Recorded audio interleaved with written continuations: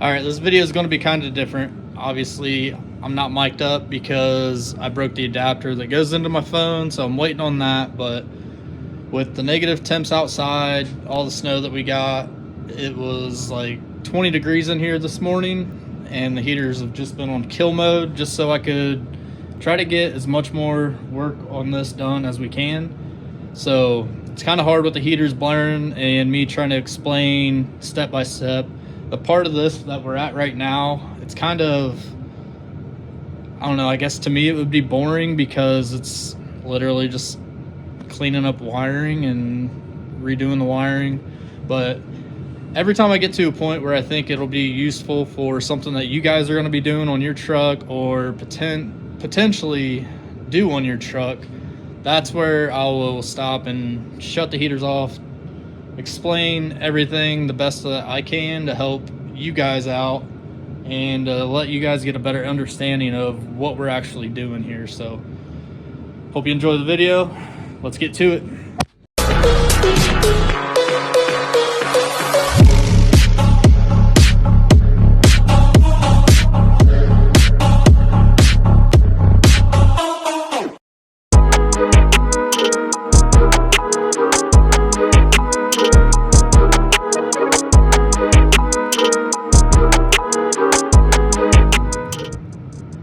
So we have all of our wire.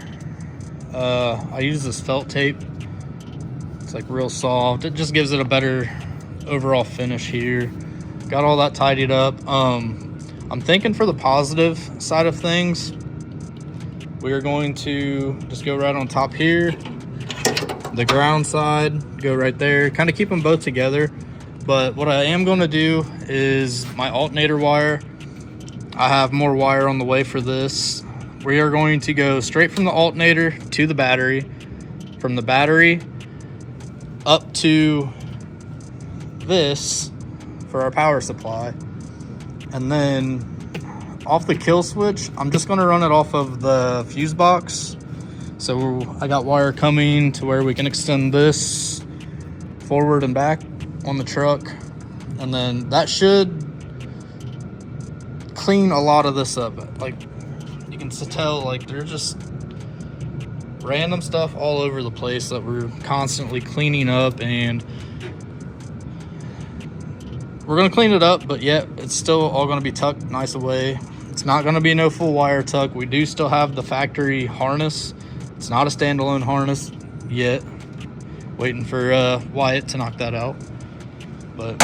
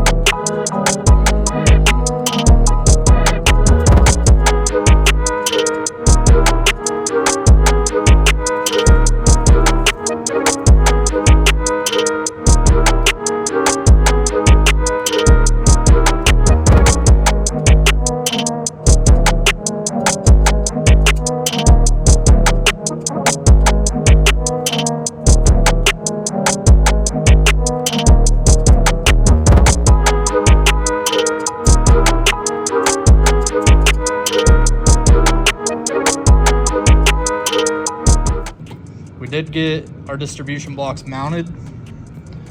We did the same thing that we did with the bracket, drilled some holes, used the riv nuts, and got it bolted so everything's nice and secure.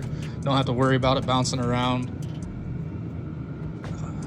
Basically, yeah, I mean, same old stuff, just cleaning up the wiring. On this side, we do got the alternator wire ran.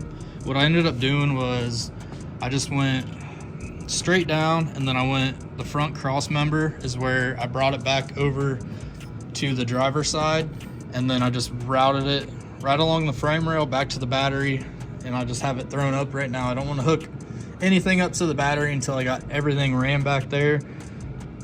Just that way, if I got to get a certain terminal or a couple things need to get tied together to make it look more presentable, I'm going to do that. So right now I'm kind of just trying to get all the wires where they need to be and tucked up as good as they can be.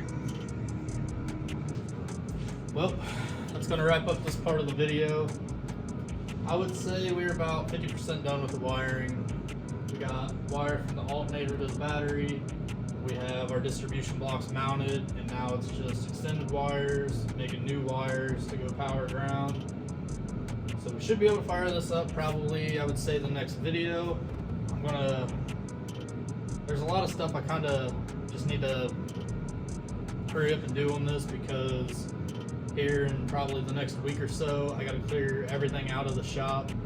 Finally pulling the trigger, we're going to do a sealing in here just to help with the heat, because we've been burning through so much fuel trying to heat it this winter.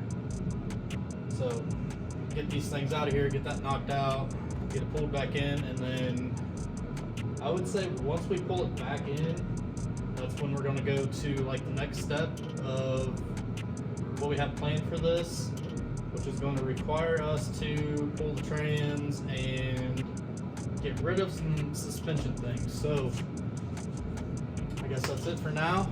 Thanks for watching. I'll see you on the next one.